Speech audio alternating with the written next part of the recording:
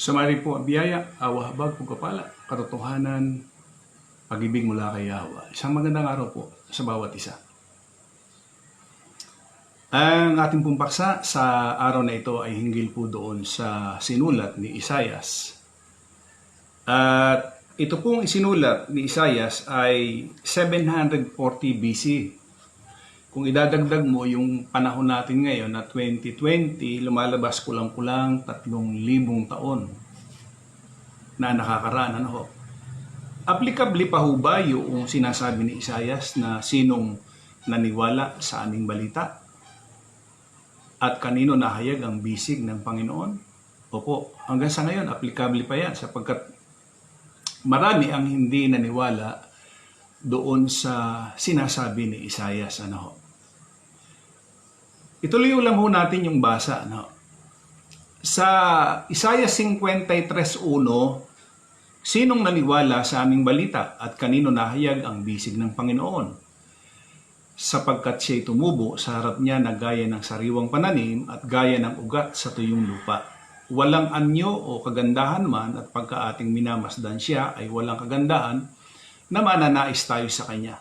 Siya'y hinamak at itinakwil ng mga tao, isang taong sa kapanglawan at bihasa sa karamdaman, gaya ng isa na pinagkublihan ang kanyang mukha ng mga tao, na siya'y hinamak at hindi natin karamdaman at dinala ang ating mga kapanglawan, gayon may ating ipinilagay siya na hinampas, sinaktan ng Diyos at dinalamati. Ngunit siya'y nasugatan dahil sa ating mga pagsalangsang, siya'y nabugbog dahil sa ating mga kasamaan, ang parusa ng tungkol sa ating kapayapaan ay nasa Kanya. At sa pamamagitan ng Kanyang mga latay ay nagsigaling tayo. Tayong lahat na gaya ng mga tupa ay naligaw, tayo ay tumungo. Bawat isa sa Kanyang sariling daan at ipinasan sa Kanya ng Panginoon ang kasamaan nating lahat. Siya'y napigati, gayon man ang siya'y dinalamhati ay hindi nagbuka ng Kanyang bibig. Gaya ng kordero na dinadala sa patayan, at gaya ng tupang nasa harap ng mga manggugupit sa kanya ay pipi. Gayon may hindi niya binuka ang kanyang bibig. Sa pamagitan ng kapigatian at kahatulan ay dinala siya at tungkol sa kanyang lahi. Sino sa kanila ang gumunita na siya'y nahiwalay sa lupain ng buhay? Dahil sa pagsalangsang ng aking bayan ay nasaktan siya. At ginawa nila ang kanyang libingan na kasama ng mga masama at kasama ng isang lalaking mayaman sa kanyang kamatayan. Bagaman hindi siya gumawa ng pangdadahas at wala mang anumang karayan sa kanyang bibig. Gayon may kinalugdan ng Panginoon na mabugbog siya at inilagay niya siya sa pagdaramdam pagka iyong gagawin ng kanyang kaluluwa na pinakahandog. Dahil sa kasalanan, makikita niya ang kanyang lahi, pahabain niya ang kanyang mga kaarawan at ang pagkalugod ng Panginoon ay lalago sa kanyang kamay. Siya'y makakita ng pagdaramdam ng kanyang kaluluwa at masisiyahan sa pamagitan ng kanyang kaalaman, ay aring ganap ng aking matuwid na lingkod ang marami at dadalhin niya ang kanilang mga kasamaan. Kaya't hatian ko siya ng bahagi na kasama ng dakila at kanyang hahatiin ang samsam na kasama ng malakas, sapagkat kanyang idinulot ang kanyang kaluluwa sa kamatayan at ibinilang na kasama ng mga mananalangsang, gayon may dinala niya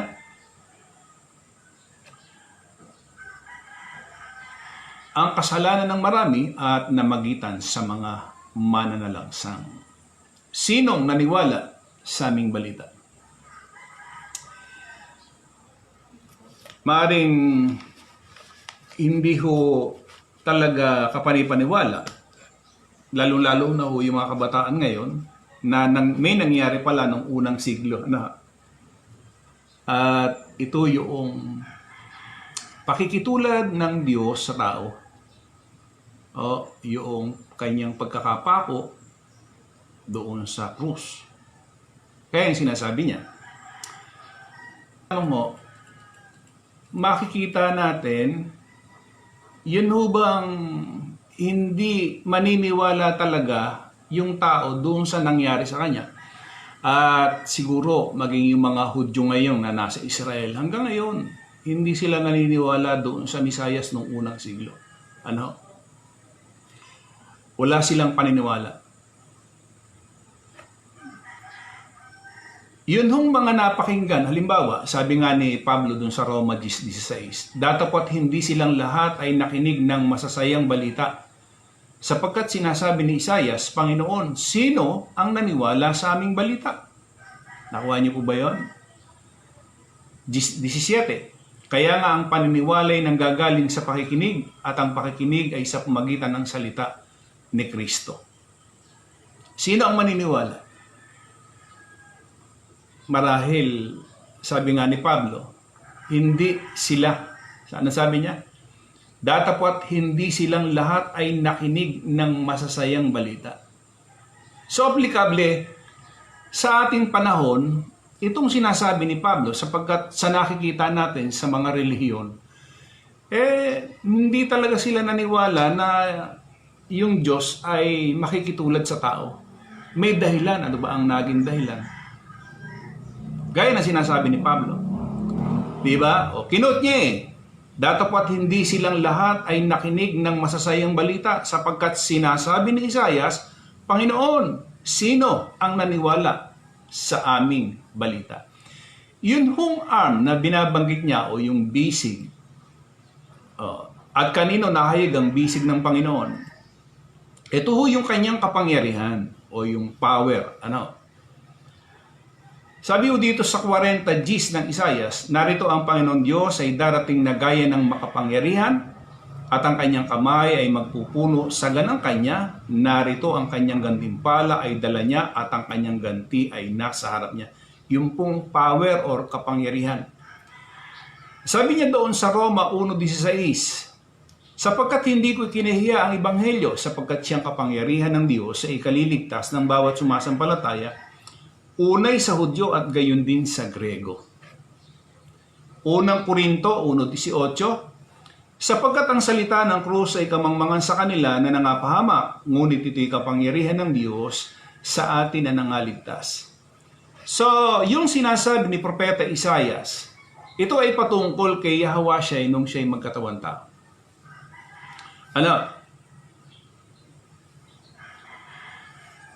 Sabi niya doon sa Isaiah 49:4, ngunit aking sinabi, ako'y gumawang walang kabuluhan. Aking ginugol ang aking lakas sa wala at sa walang kabuluhan. Gayon may tunay na ang katulan sa akin ay nasa Panginoon at ang kagantihan sa akin ay nasa aking Diyos.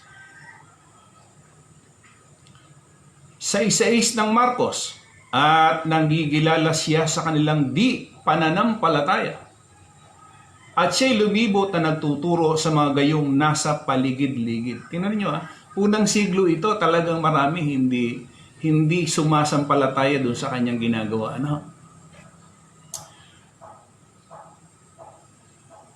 9:9 ng Marcos, at sumagot siya sa kanila at nagsabi, O lahing walang pananampalataya, hanggang kailan makikisama ako sa inyo? Hanggang kailan titiisin ko kayo? Dalhin nyo rito, siya rito sa akin. Pati ho yung mga alagad. Ipinakita yung kawalan ng pananampalataya. So yung report of the ancient prophets, the arm of Yahweh exhibited in Messiah while on earth. Baga, yung kapangyarihan ng Diyos, ipinakita ni Yahweh nung siya ay narito doon sa kanyang pagkakatawan tao. Ang sabi doon sa PT3, sapagkat siya'y tumubo sa harap niya na gaya ng sariwang pananim at gaya ng ugat sa tuyong lupa, walang anyo na kagandahan man. Ibig sabihin, yung mga nakikita nating mga larawan, nung sinasabi nilang Jesus na pagka ganda-ganda o pagka gwapo-gwapo, ay sala o mali. Bakit? Doon sa 53:2 ng Isaias, walang anyo o kagandahan man. At pagka ating minamasdan siya ay walang kagandahan na mananais tayo sa kanya. Ibig sabihin, yung mga larawang na ikalat, hindi yan ho yung Misaya. Hindi ho yan. Na tinatangkilik ng marami ngayon. Na yung may mahabang buhok, matamos ang ilong, talagang may kulay ang mata, hindi ho yan yung Yahweh. Kasi sabi niya, walang kagandahan na mamamalas ka. Ano? Yan. And then, sabi niya doon sa 53:3, siya'y hinamak at itinakwil ng mga tao, isang taong sa kapanglawan at bihasa sa karamdaman ay gaya ng isa na pinagkublihan ng kanilang mukha ng mga tao na siya'y hinamak at hindi natin hinalagahan siya. Ewan ko kung maaalala niyo ito, meron nung isang nagpahayag nito at siguro kilalang kilala natin na dahil tayo ay taga-Pilipinas. Sabi nitong taong ito, paano ako makakonsentrate sa inyong Diyos? Yung Diyos mo ipinako sa krus, sabay mura. Nakakawala ng bilib. Ako ang Diyos, tapos ipako mo ako, sabay mura. Sabihin ko, lightning, ubusin mo ito. Sunugin mo lahat ng mga erehes. Ito ay noong April 16, 2019. Kilala niyo ba siya? Na ang sabi niya ay hindi daw siya makapag-concentrate na yung Diyos ipinako sa krus. Sabay mura, nakakawala ng bilib. Yun daw Diyos ipinako. Ano sabi ni Isaias? Sinong maniniwala sa aming balita? Kaya sabi ko, applicable pa rin to hanggang sa ngayon, yung sinasabi ni Isaias. Ano? Siya'y hinamak. Rejected. Di ba nireject siya ng marami? Sa mga Hudyo, nung unang siglo, ganon. Sino ho ba mga nag-reject dyan? Hindi ho ba yung mga dakilang saserdote? Hindi ho ba yung taong bayan na mga Israelita? Na mga Hudyo? Hindi naman siguro lahat ng mga Hudyo sapagkat yung mga pinagaling niya nung time na yon, syempre, once na ikaw ay pinagaling, syempre yung iyong damdamin na andun sa kanya. Hindi ba? Yung mga nag-reject. Ano?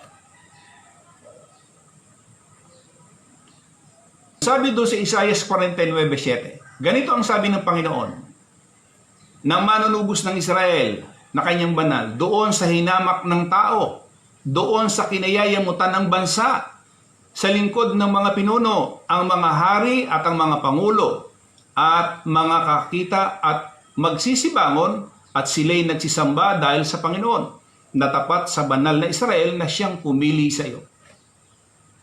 He is a man of sorrow.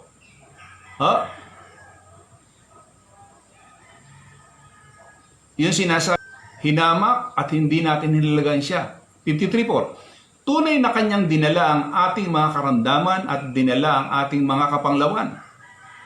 Gayon may ating ipinilagay siya na hinampas, sinaktan ng Diyos at dinalamhati. Surely our griefs, literally, but He had taken our sicknesses. Ito ho yung hindi paniwalaan ng marami na yung palang mga sakit natin ay dinala niya. Hindi ba? 7 ng Mateo. Upang matupad ang sinabi sa magitan ng propeta Isaias na nagsasabi, siya rin ang kumuha ng ating mga sakit at nagdala ng ating mga karamdaman. Pinaniwalaan ho ba ito ng maraming tao? Hindi. Bakit ito natin nasabi? Kasi nga, mas pinaniwalaan nila yung mga manggagamot o yung mga doktor. O katulad na nangyari sa atin ngayon. Ano ba nangyari? Mas pinaniniwalaan nila yung siyensya. Na di umano may social distancing. Pero mo, virus nagkaroon ng social distancing. Sala. Diba doon sa Isaiah 53:5? Ngunit siya'y nasugatan dahil sa ating mga pagsalangsang, siya'y nabugbog dahil sa ating mga kasamaan. Ang parusa na tungkol sa ating kapayapaan ay nasa Kanya. At sa pamamagitan ng Kanyang mga latay ay nagsigaling tayo. Pinaniniwalaan ba ito? Hindi. Nakuha po ba ninyo yung ating pinag-aaralan? Hindi pinaniniwalaan ng maraming tao yung sinabi ni Isaias. Hanggang sa ngayon, hanggang sa ngayon. Tama yung sinabi ni Isaias. Tama yung sinabi ni Isaias. 53:5, 53:6. Tayong lahat na gaya ng mga tupa ay naligaw. Tayo ay tumungo bawat isa sa kanyang sariling daan at ipinasan sa kanya ng Panginoon ang kasamaan nating lahat. Di ba tama? Ano sabi doon sa 119:176 ng awit? Ako'y naligaw na parang tupang nawala. Hanapin mo ang iyong lingkod sapagkat hindi ko kinalilimutan ang iyong mga utos. Unang Pedro 2:25, sapagkat kayo'y gaya ng mga tupang nangaligaw, datapat ngayon ay nangagbabalik kayo sa pastor at obispo ng inyong mga kaluluwa. So, mga nangaligaw ang tao. Ay totoo naman. Ngayon, bahabahagi ang mga tao. Reliyon, bahabahagi. Kanya-kanyang reliyon. Samantalang iisa lamang naman yung Diyos. Bakit nagkaroon ng pagkadami-daming reliyon? No. Ibig sabihin lamang, hindi pinapaniwalaan ng marami yung sinasabi ng mga propeta, maging si Isaias. Diba sabi nga ho doon sa 2 Corinthians 5:21, yung hindi nakakilala ng kasalanan, kanyang inaring may sala dahil sa atin, upang tayo maging kanyang katuwiran ng Diyos.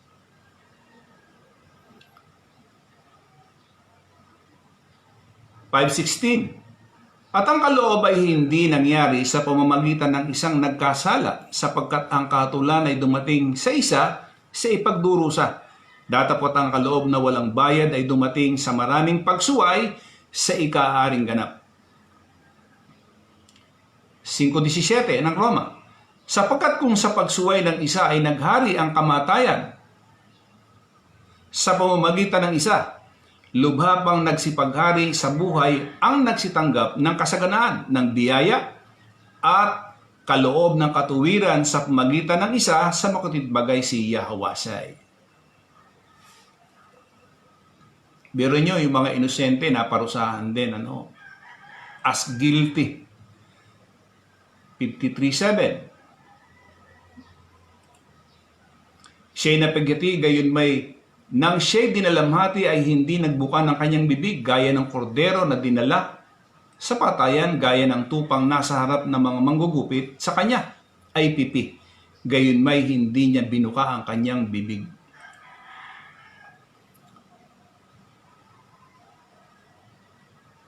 Doon sa Jeremias 11:19, ngunit ako'y gaya ng maamong kordero na pinapatnubayan sa patayan, at hindi ko naalaman na sila'y nakakatha ng mga katha laban sa akin. Na nagsasabi, ating sirain ng punong kahoy, 10 bunga niyon, at ating ihiwalay siya sa lupain ng buhay, upang ang kanyang pangalan ay huwag nang maalala pa. Hindi,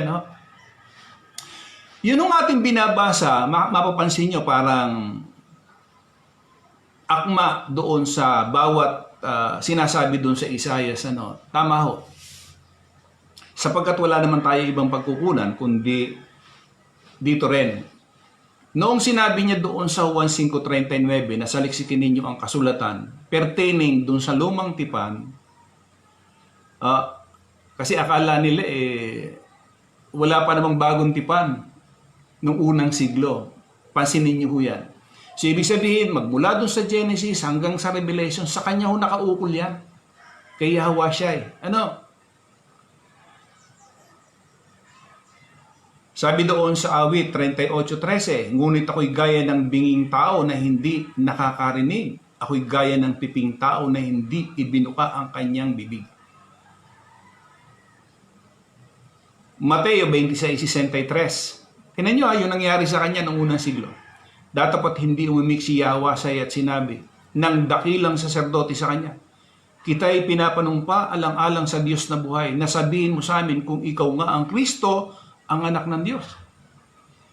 Hindi siya paniwalaan dun sa sinasabi niya. Maraming hindi naniwala. At talagang ang layunin talaga nila is patayin yung Misayas. 27:12 ng Mateo. At nang siya isakdal ng mga pangulong saserdote at ng mga matatanda, hindi siya sumagot ng anuman. Wala naman siya kasing marapat sa kamatayan eh. Parang katulad din ni Pablo. 27:14. At hindi siya sinagot niya ng kahit isang salita man lang, anupat ng gilalas na mainam ang gobernador. Unang Pedro 2:23, na nang siya'y alipustain ay hindi gumanti ng pag-aalipusta. Nang siya'y magbata ay hindi nagbala, kundi ipinagkatiwala ang kanyang sarili doon sa humatol ng matuwid. Tuloy natin sa 8, 53:8. Sa pamamagitan ng kapigatian at katulan ay dinala siya at tungkol sa kanyang lahi, sino sa kanila ang gumunita na siya'y nahiwalay sa lupain ng buhay dahil sa pagsalangsang ng aking bayan at nasaktan siya. Yun ang dahilan kaya siya ay nagkatawang tao. Kasi nagising tayo na o namula tayo na merong nagngangalang Jesus nung unang siglo, na hinampas, dinuran, ipinako sa krus. Yung Jesus na yan, na yan yung Yahweh. Hindi natin alam talaga yung buong istorya. Wala ho tayong pag-alam. Tapos marami pa ang nangaral sa liwa. Doon sa talagang nakasulat. So, lumalim na lumalim yung hindi natin pagkaunawa hinggil dito sa nangyari nung unang siglo. At ngayon siguro baka tayo ngayon lang ay namumulat sapagkat uti-uti na ipinakita sa atin ni Yahweh o ni Yahweh itong mga bagay na ito. Ilang taon na ba nakakaraan? Halimbawa, sa akin lamang masyadong matagal, kakaunti pa lamang yung panahon ng pagkakilala ko sa kanya. Kasi yung panahon na hindi ko siya nakilala, namuhay ako ng nasa laman. Namuhay ako na ang dinudiyos ko ay yung sarili ko. Kayo rin, doon sa ating mga kapatid na nakakapanood ngayon, hindi ho ninyo maipagkakaila na ngayon nyo lamang napakinggan yung sinasabi ng mga propeta. Ngayon pa lamang panahon na ito. Yung the rest, ginugol natin yung ating mga panahon sa atin, sarili natin. Kaya nga kung titingnan natin yung lifespan nating mga tao, at yung pagkakilala natin sa kanya, masyadong maikli pa eh. Ako, nakilala ko siya siguro, kung tutusin, baka mga 10 taon pa lang. Pero matagal na ako nangaral. Pero 10 taon pa lamang ko siyang nakilala talaga ng lubusan. Ayan. At siguro ganun din kayo sa mga kapatid na nakakapanood ngayon. Yung iba naman na nakakapanood ngayon, baka hindi pa rin talaga ninyo kilala kung sino ba talaga yung napako na yun. Hindi ba? Meron mo kasing binabanggit dito sa Isaiah 59:16.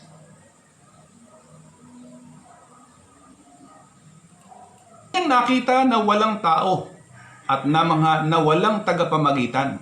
Kaya't ang kanyang sariling bisig ay nagdala ng kaligtasan sa kanya at ang kanyang katuwiran ay umaalalay sa kanya. Walang nakita si Yahweh. Pwedeng mamagitan sa tao at sa Diyos. Wala. Ano nangyari? Sabi niya, kanyang nakita na walang tao. Kasi yung tao ho, nagkakasala eh. Halimbawa, humirang siya ng mga saserdote, mga Levita, na mamamagitan sa Diyos at saka sa tao. Pero yung mga Levita, nagkakasala pa rin. Kaya nangyayari nung panahon na yon, nagpapatay sila ng mga hayop para doon sa kasalanan ng bayan at kasalanan din naman nung kanyang sarili. Nakita ngayon ni Yahweh yon. Iba nagpadala na siya ng mga propeta. And then nakita niya ito. Sabi niya, walang tao. Walang tagapamagitan. So, anong nangyari? Sabi doon sa unang Timoteo 3:16, di ba sabi doon na ang Diyos ay nahayag sa laman? Ano? Babasahin na nga po natin. Ano? At walang pagtatalo, dakila ang hiwaga ng kabanalan. Yung Diyos nahayag sa laman, pinapaging banal sa espiritu, nakita ng mga anghel, ipinangaral sa mga bansa, sinampalatayan ng sasanlibutan, tinanggap sa itaas sa kalwalatian. Di ba? Hindi tinanggap ito ng marami. Kaya nga, pinatay siya. Ibig sabihin, yung Diyos nakitulad sa tao, nagkatawan tao, para saan? Para sa ating mga kasalanan at sa ating mga sakit o karamdaman. Kasi magkasuwa to yung kasalanan at saka yung karamdaman.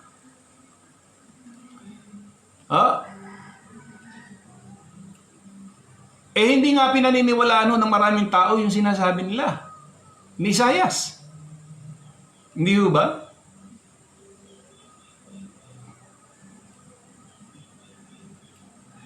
Na yung palang kasalanan at sakit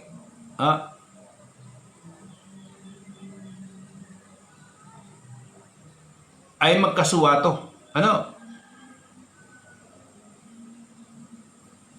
Tuloy natin yung Isaias 53:9, at ginawa nila ang kanyang libingan na kasama ng mga masama at kasama ng isang lalaking mayaman sa kanyang kamatayan, bagamat hindi siya gumawa ng pangdadahas o walang anumang karayaan sa kanyang bibig. Hinatulan na kamatayan ni Pilato. Sabi ng bayan noon, mapako siya sa krus. Sabi ng mga dakilang saserdote, mapako siya sa krus. Sabi ng mga pinuno ng bayan, mapako siya sa krus. Sabi ng mga hintil, mapako siya sa krus. So, na-blame natin, sino ba yung nagpapatay? Kay Yahweh siya.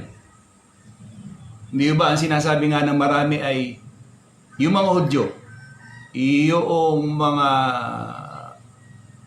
saserdote. Yung mga saserdote, lingkod pa ng Diyos yun. Hindi siya nakilala. Mga pinuno ng bayan, hari, hindi siya nakilala. Si Pilato, hinatulan siya ng kamatayan. Kasi nagkakagulo yun na yung bayan. Ang gusto nilang mangyari ay si Barabas palayain. At yung Misaya ay hatulan ng kamatayan na wala naman talagang sabihin natin kasalanan. Di ba? Yan. 53:10. Gayon may kinalugdan ng Panginoon na mabubog siya, inilagay niya siya sa pagdaramdam pagka iyong gagawin ng kanyang kaluluwa na pinakahandog dahil sa kasalanan. Makikita niya ang kanyang lahi, pahabain niya ang kanyang mga karawan at ang pagkalugod ng Panginoon ay lalago sa kanyang kamay. Siya ay makakita ng pagdaramdam ng kanyang kaluluwa at masisiyan sa pamagitan ng kanyang kaalaman ay aaring ganap ng aking matuwid na lingkod ang marami at dadalhin niya ang kanilang mga kasamaan. Hindi alam ng marami ito. Ano? Mga kasamaang ginawa natin, siya nagbata. Ano? Yung hindi natin pagkakilala ng mga panahong wala tayong alam na nakagagawa tayo ng pagkakasala. Para sa atin, normal lang tayo nakikiapid. Normal. Ito sa panahon natin. Normal yung pakikiapid. Alin, yung may asawa ka na, nakikiapid ka pa sa kapwa may asawa. Normal yung pagsisinungaling. Ano? Normal yung pagnanakaw. Ginagawang hanap buhay yung pagnanakaw. O di ba, humaba ng itong ng pangyayaring ito? Dahil saan? Palalimin nyo yung inyong pangunawa dahil sa pagnanakaw. Marami ang nagkapera. Marami ang nagutom dahil sa pagnanakaw. Yan yung mga panahon na sabi nga niya dera mong dalhin niya yung kanilang mga kasamaan.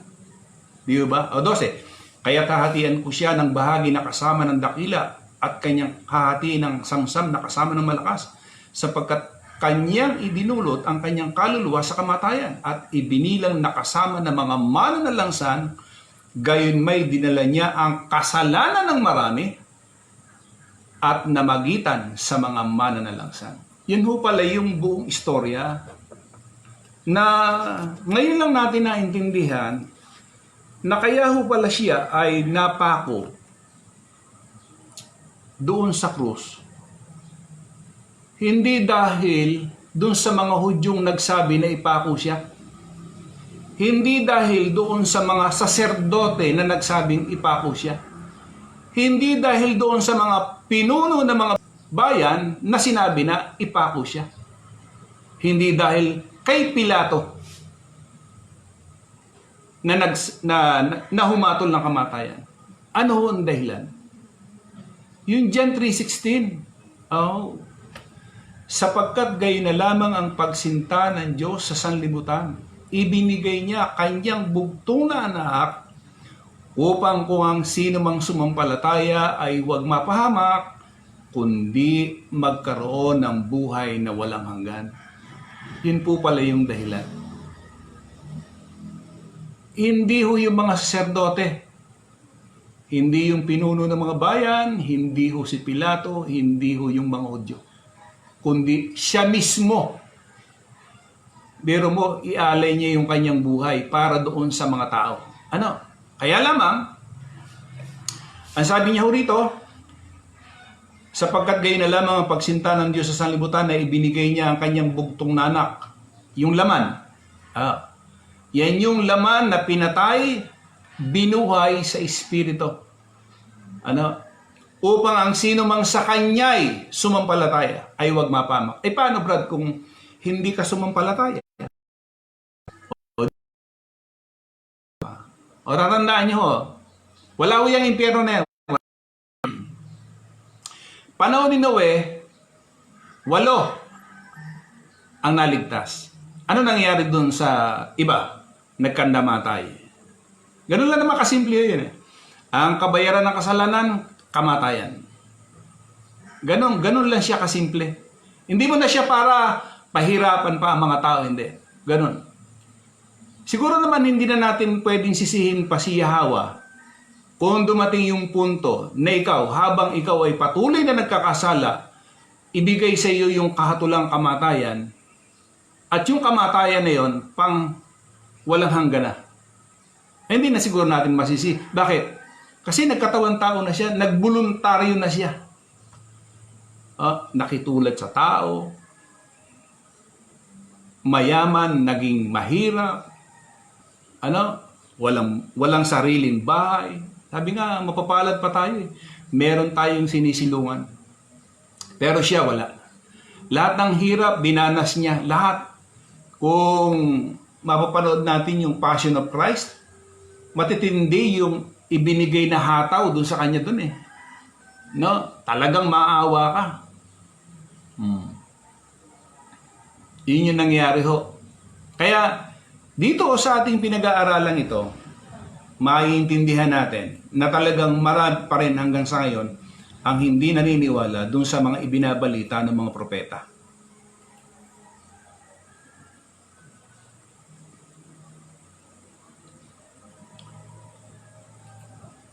Tulad nitong nangyari ho dito sa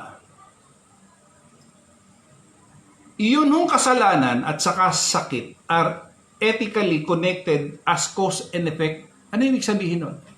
Yun daw pong kasalanan at saka yung sakit na naranasan halimbawa natin ngayon, magkasuwato siya. 33:24 ng Isayas. At ang mamamayan ay hindi nagsasabi, ako'y may sakit. Ang bayan na tumatahan doon ay patatawarin sa kanilang kasamaan. 103:3 ng awit, na siyang nagpapatawad ng iyong lahat na mga kasamaan, na siyang nagpapagaling ng iyong lahat ng mga sakit. Magkasuwato yung kasalanan at saka sakit. Alam mo, meron kang sakit ngayon, meron kang karamdaman. O basahin niyo yung 103:3. Ano? 33:24 ng Isayas. 9:2 ng Mateo. At narito, dinala nila sa kanya ang isang lumpo na nakahiga sa isang higaan. At nang makita ni Yahwasay ang kanilang pananampalataya, ay sinabi sa lumpo, "Anak, laksan mo ang iyong loob. Ang iyong mga kasalanan ay ipinatawad na." Ba't ganun, no? Di ba dapat sana sasabihin niya, "Anak, pinagaling ka na." Hindi ho eh. "Anak, laksan mo ang iyong loob, ang iyong mga kasalanan pinatawad na." Magkaswato yung sakit, kasalanan. Kasalanan, sakit. Pero hindi sa lahat ng pagkakataon, no? Juan 5:14, pagkatapos ay nasumpungan siya ni Yahwasay sa templo at sa kanya'y sinabi, "Narito, ikaw ay gumaling na, huwag ka nang magkasala, baka mangyari pa sa iyo ang lalong masama." Santiago 5:15, at ang panalangin ng pananampalataya ay magliligtas sa may sakit at ibabangon siya ng Panginoon, at kung nagkasala siya, ipatatawad sa Kanya. Nakuha niyo po ba? At saka tingnan ninyo, ewan ko kung napapansin niyo ito. Ang sabi niya doon sa Santiago, "May sakit baga ang sino man sa inyo?"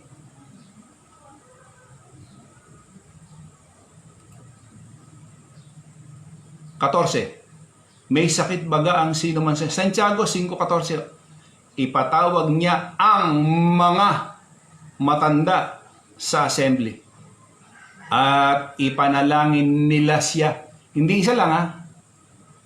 Yung mananalangin, hindi, kasi nangyari ho dito ngayon, ang nananalangin, isa lang, nire-rebuke yung may sakit. Ito iba. At ang panalangin, may sakit baga ang sino man sa inyo, ipatawag niya ang mga matanda sa assembly. Bakit mga? Bakit dapat? Kasi ho yung, di ba ho, pagka sinabing 2 o 3, may magwi-witness ho eh. Di ba? At ipanalangin nila siya na pahira nila ng langis sa pangalan ng Panginoon. Di ba? Pinaniniwalaan mo ba ito ngayon? Hindi. Sino ang maniniwala sa aming balita? Sinabi niya. Kung meron man siguro ako konti. Ano? So, dito lang makikita natin yung ating naging paksa ngayon, ngayong araw na ito. Tandaan nyo, 3,000, kulang-kulang 3,000 taon na nakakaraan nung sabihin niya.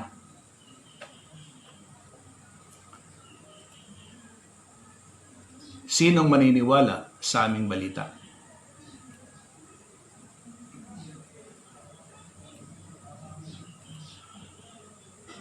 Sinong naniwala sa aming balita? Kanino nahayag ang bisig? Yun hong kapangyarihan niya, kanino nahayag? Sana maranasan natin na yung power o yung kapangyarihan niya maranasan ng bawat isa sa atin. Ano? At saka, lahat ng ito ay ginawa niya para sa atin. Doon sa mga sumasampalataya lamang. Doon sa mga hindi naman. O gaya nga nung aking nabanggit kanina, isa pa man din siya sa pinakamataas at makapangyarihan dito sa Pilipinas. Pero nasabi niya yon. Ano? Siguro dahil hindi sa talaga pagkakilala. Hindi na ako nagtataka kasi yung mga saserdote nung unang siglo, hindi nga rin siya nakilala. Hindi ka taka-taka na hanggang sa ngayon, marami pa rin ang hindi nakakilala. So, muli po, mga kapatid at mga kapatiran, maraming pong salamat sa bawat isa na nakiisa sa atin sa araw na ito. Napakarami po ninyo. Ayan, Sister Chris Grisola, Sister Eva, si Brad Totoy, Sister Lori, Sister Christy, Brad Nel, si Brad Pihano, si Josephine Lagahino. Maraming pong salamat sa inyo, ha. At muli po, kung lolobin po ni Yahweh sa mga susunod na pagkakataon, muli po tayong magkasama-sama sa pamagitan po ng ganitong paglalive. Muli, sumatin po ang biyaya, awa, habag, pagkapala, katotohanan, kapayapaan, pag-ibig mula kay Yahweh. Isang magandang araw po sa bawat isa.